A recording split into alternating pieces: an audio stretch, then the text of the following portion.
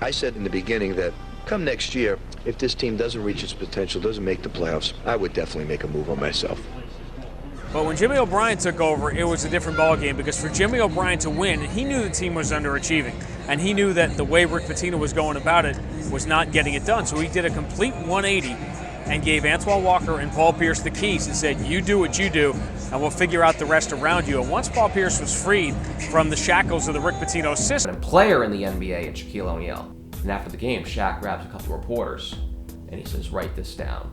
Paul Pierce is the truth. Shaq in 2001, winning 49 games and charged all the way to the Eastern Conference Finals for the first time in 14 seasons. It seemed Pierce was on top of the basketball world. He was a first-time All-Star, made All-NBA, and was selected to the 2002 Men's National Squad. However, that particular group made infamous history, losing with NBA players for the first time ever in international play. The blame, spearheaded by the team's head coach, George Karl, fell at the feet of Pierce. That next year was the first year Pierce has not improved individually. Whether it was the case he was just exhausted from the long calendar year of basketball, whether it was from all the heat of George Karl. Pierce is still Pierce. That's good enough to get the Celtics to the playoffs, but it's clear that the team around him was flawed. New ownership comes in, they hire Danny Ainge, and he makes no qualms about it. We're tearing this thing down. Season after that, he hires Doc Rivers. It's a whole new ballgame.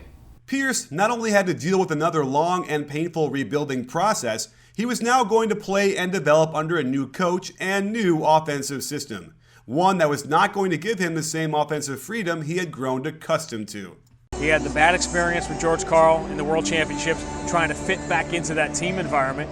And then all of a sudden, Doc Rivers was here, and he no longer had the freedom that he had under Jimmy O'Brien. It was an inevitable clash between those two. He just didn't have the experience around him at that time, for the team to be, a contender. And obviously it's a little frustrating to him because he'd been on teams that got to the conference finals.